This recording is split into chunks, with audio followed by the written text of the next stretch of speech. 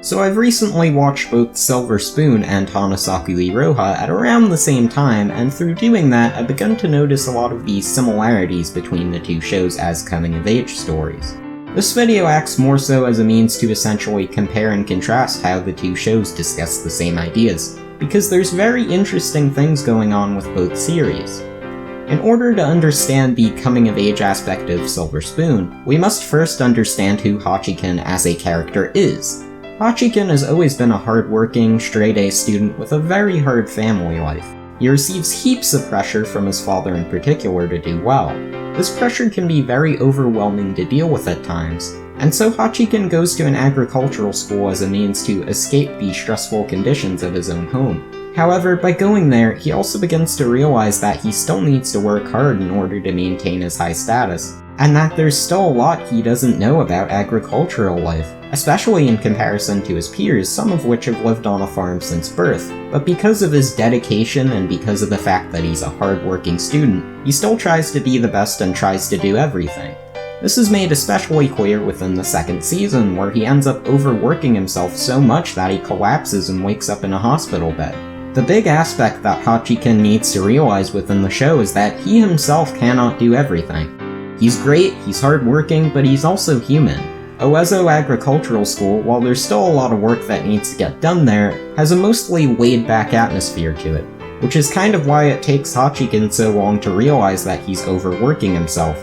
At the same time, as the series goes further along, he finds a way to learn how to say no and to not try to do everything, which is made especially clear when he accepts his main goal, helping Mikage, and tries not to overwork himself by accepting a lot of other tasks. Hanasaku Iroha is a bit different in its approach. The main protagonist of the series, Ohana, is a girl who never grew up in a stable household. Her father died when she was very young, her mother is very irresponsible and neglectful towards her, so Ohana was very much raised in a household where she had to look out for herself. She needs to cook her own meals as well as her mother's meals and keep the place clean. Because of this relationship with her mother, when she's sent to work for her grandmother at Kisuiso, she works very much on her own. She can be a bit reckless at times, and she doesn't always listen to what other people tell her, because she's so used to being in a house where that wasn't an issue. A house where she had to do everything on her own. But since Kisuiso is a very strict establishment, she learns rather quickly the importance of relying on others as well and not trying to do everything herself. This is particularly important because a lot of times when she does try to carry all the burden on her own, her work ends up being subpar. This is noticeable in one episode where she cuts the grass and tries to handle all the work on her own, but ends up getting scolded by Sui, Kisuiso's owner and Ohana's grandmother, because the work she is performing isn't up to the standard being held by Kisuiso. Ohana's performing these tasks and trying to take them head-on without having the proper understanding of how to perform them well. This concept is delved into a bit further in episode 18, which focuses on Nako's character. She mostly acts as a parental figure for her own siblings due to the incompetence of her own parents, who would rather spend their time arguing than taking care of their children.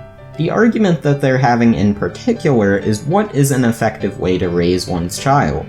The mother argues that praising work, even if it's really terrible, will motivate a child to work harder, thus being the most effective. Whereas the father believes that bashing a child's work, even if it's great, will be the most successful. This leads to Nako having a lot of insecurities about whether or not her own work is up to Kisuiso's standards, since earlier that episode she had just received a raise in pay. Sui concludes the episode by stating that work that is great deserves praise, while work that is bad deserves criticism. And since Nako works hard and her work is good, it is worthy of being rewarded. Now this actually does relate back to Silver Spoon, where Hachiken's hard work, even when great, was met with contempt by his own father. So much so that Hachiken's own mother lied to him, saying that his father thought the bacon he made was delicious.